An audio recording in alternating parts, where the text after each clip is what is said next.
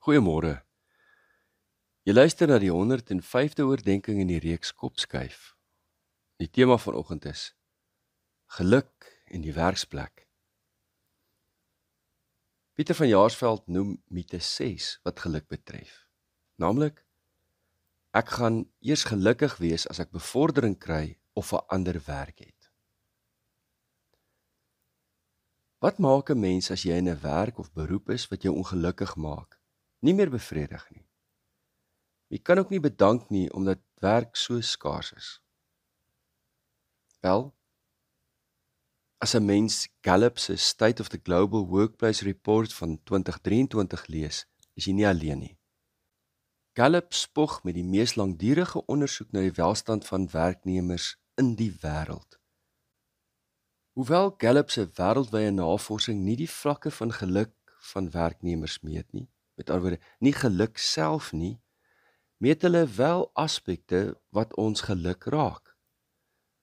Die tema wat hulle gebruik in hulle navorsing is engagement. Kom ons noem dit werknemersverbondenheid. Mens kan sê werknemersbetrokkenheid, maar is meer as dit. Want werknemersbetrokkenheid word gemeet aan hoe betrokke 'n werknemer is, maar ook hoe entoesiasties hulle oor hulle werk voel. Die gemiddeld wêreldwyd toon aan dat slegs 23% van werknemers meen hulle is verbonde by die werk. Hulle voel hulle kan daar floreer. Hulle is betrokke en entoesiasties. 59% is stilweg besig om te bedank en 18% is aktief besig om ander werk te soek. Dit beteken dus dat 77% van werknemers wêreldwyd aandui, hulle is of ontevrede in hulle werk, of diep ongelukkig.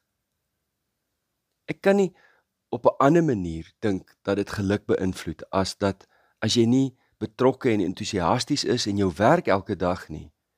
Hoe op dese aarde sal jy gelukkig wees? Hier is 'n interessante brokkie inligting.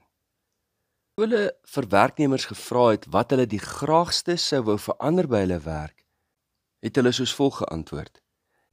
16% het gesê hulle sou hulle eie welstand wou verander, sou verhoog. 28% het gesê hulle sou hoër vergoeding en meer voordele wou hê. 41% het gesê die verbondenheid en kultuur van die maatskappy moet verander. Wat maak 'n mens met hierdie resultate? Hoe interpreteer jy dit? Ek gaan dit weer stel. 16% het gesê hulle sou hulle eie welstand wou verhoog. Met ander woorde, hulle eie geluksfaktor in hulle self. 28% het gesê hulle vergoeding en die voordele wat hulle verdien.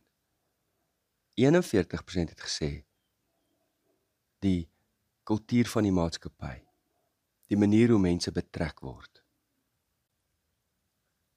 Wat werkgewers betref, is daar ook interessante perspektiewe. Waar die wêreld gemiddeld op 23% werknemersverbondenheid staan, is daar maatskappye wat met beste praktyk dit reg kry om rondom 70% die pas aan te gee. Dus, 'n werksomgewing het verseker 'n groot impak op 'n mens se lewe en lewensgeluk.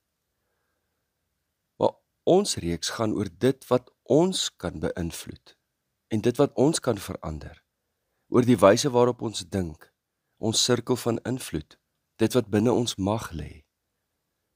Ek het daarom gaan kyk na die vrae wat gestel is aan werknemers om hulle engagement te meet.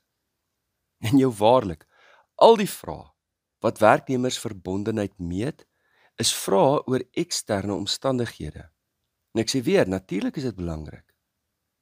Ek kan myself net indink. Ek is nou in 'n gemeente reeds vir 20 jaar, met besondere sterk, maar goedhartige, goedgesinde leiers. Indien ek in 'n gemeente was met 'n paar dominerende en aanvallerige mense, wat die hele tyd jou ondergang soek, weet ek my verbondenheid by die gemeente, my werknemersverbondenheid, my werksgeluk, my werksvervulling sou dramaties laer wees.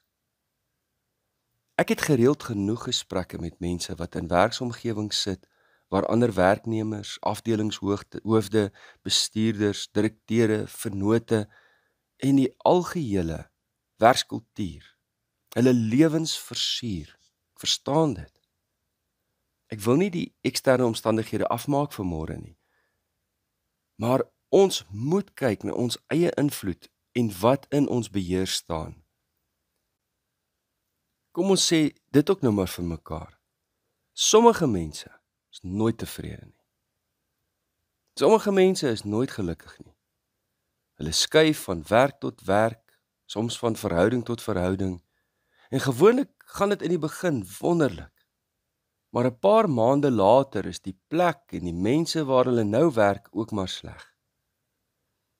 Pieter van Jaarsveld verwys na navorsing wat gedoen is onder bestuurders, almal min of meer 45 jaar oud. Daar is bevind dat hulle, na die aanvaarding van 'n nuwe betrekking met baie nuwe en opwindende geleenthede, 'n tyd lank in 'n witbroodfase was. Maar dit was van korte duur, want binne 'n jaar was hulle terug op die geluksvlak van voorheen. Kan dit werklik wees dat net 23% van mense wêreldwyd betrokke en optimisties is by hulle werk? Is 77% van mense werklik onbetrokke en pessimisties, as 'n mens die ander kant daarvan beskou? Daar moet meer binne ons beheer lê as wat hierdie resultate vir ons wys. Ons kan nie ons geluk so oorgee aan ander nie. Ons het self veel te doen.